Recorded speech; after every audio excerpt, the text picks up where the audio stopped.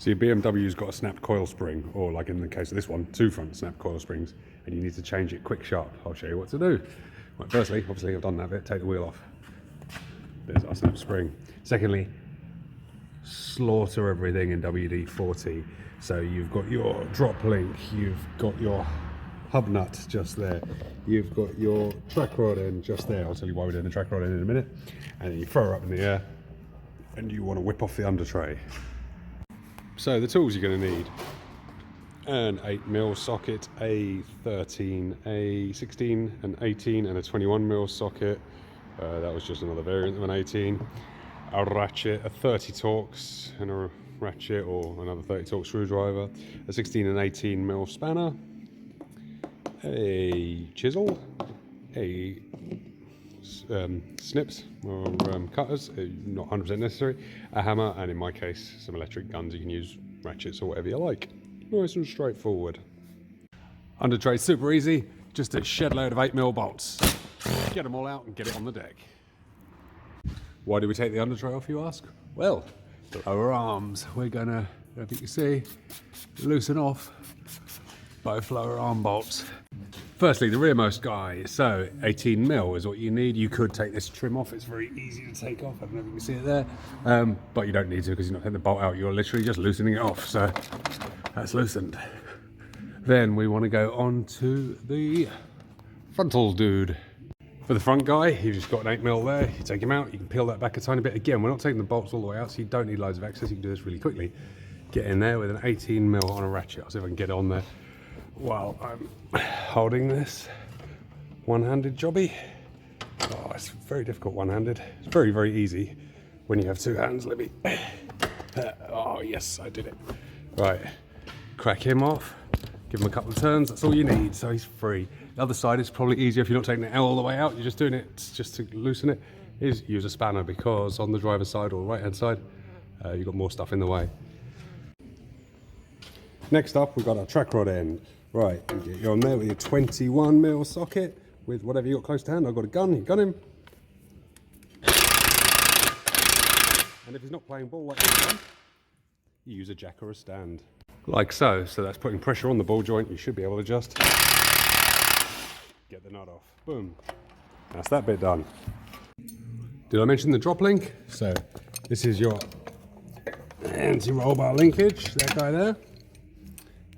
So you need to get him off first as well. I forgot to tell you about him. He is usually a bit of a dick, but if you've got a bit of patience and you're sensible, you loosen it all off a little bit of WD, and then we should be able to, using a 30 Torx and a 16mm spanner, one-handed, free him off, causing no damage. Usually I would recommend replacing these. I'm also, whilst doing this job, enjoying a lovely Cornish pasty. Yes, there we go. I'm going to need 2 hands, fuckers, but that's what you do. By this point, you may think, what is he on about? Why is he undoing lower arms and track rod ends to take off a spring or a shock absorber to get to the coil spring? And now some wiring. Well, all will become apparent in a minute, but what you need to do is disconnect the wiring. You don't actually need to take them off there, but you do need to take them off the chassis end. You can if you like, also, to be safe. Sorry, the light is poor. Nothing's magnetic because these modern cars are all shitty aluminium and plastic.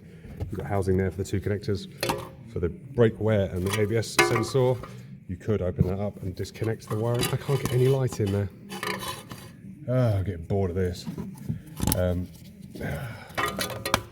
You know what I mean, just look, pull things off. Make sure they're unplugged and they've got plenty of free movement. And then we can move on to our strut. So, holding on the strut pinch bolt, we've got a 16mm nut there at the back. As you can see, I've got my 16mm spanner and an 18mm headed bolt there, which goes through the stub axle, or hub as you might call it, and pinches, well, it's called a pinch bolt, pinches the strut into place. The reason we've taken off all that other shit is, look how deep the strut goes through. The strut comes right down to here. The stub axle ends there. So you've got to get this all the way down past it. Now, a lot of people would beat these. These are aluminium and very soft, so you don't want to beat them too hard. So watch what I'm going to do. So firstly, I'm going to get your gun, take off this bolt, and then I'll show you. Right, let's get to the main part. So we had our pinch bolt in here, pinching the hub onto the shock absorber, which means we have a groove at the back where it would have been pinching. I don't know how well you can see that in the light. My torch has just gone flat. But as you can see here, I've got a chisel in there. All you do is you gently tap a small chisel in here. You don't want something big, you don't want to be widening it too much. You don't want to crack the aluminium, you just want to tap it down and it widens it. And then you can slide it down, and you don't have to beat the shit out of the chisel or use a massive chisel, beat the shit out of the hub and put it out of shape. And the reason we took off the track rod end is because as it travels down, the track rod end would have got in the way of the travel of the arm. The reason we loosened off the arms is we want them to swing quite a way because it's got a long way to go. So what I'm going to do is get me hammer. Now sometimes you whack the chisel in and just gently tap the hub, and other times just tapping the chisel itself. Because I have a broken spring, I don't have much travel on this big old hammer, but sometimes tapping the chisel itself moves the hub for you. Now I'm going to have to grab this. Now, if I hadn't undone all this lower arms and track rod ends, this would be very difficult and I'd be using a big bar and stuff, but because I have, this is going to fly off the bottom. I'm afraid I'm going to have to put this camera down.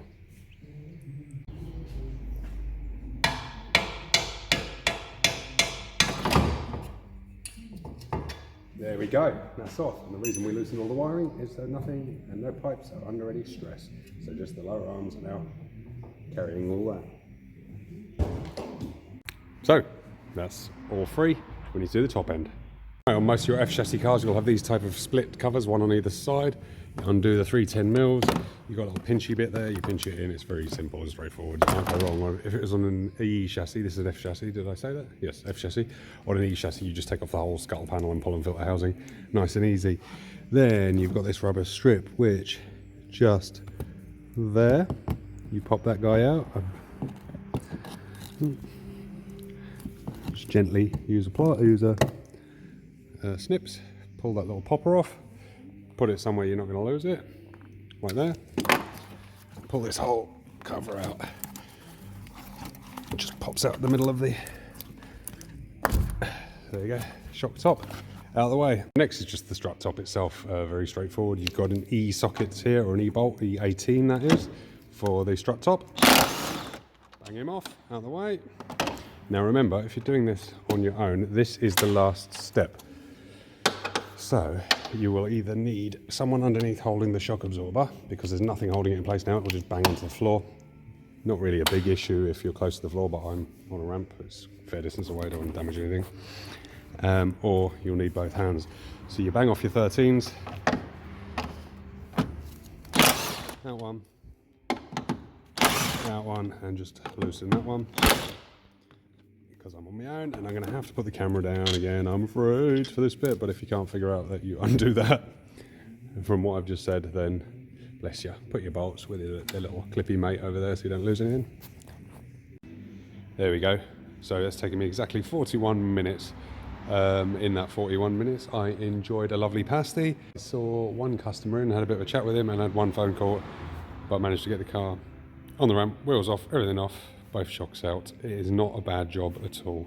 It's very straightforward. Obviously a bit of a mess from all the leaves and stuff from inside the undertray and the WD-40 dripping everywhere. So unfortunately my springs don't come till tomorrow, but changing springs is very easy and self-explanatory, so I don't need to show you that. And refitting is basically the reverse of removal. Hope this helps. Thanks. Bye.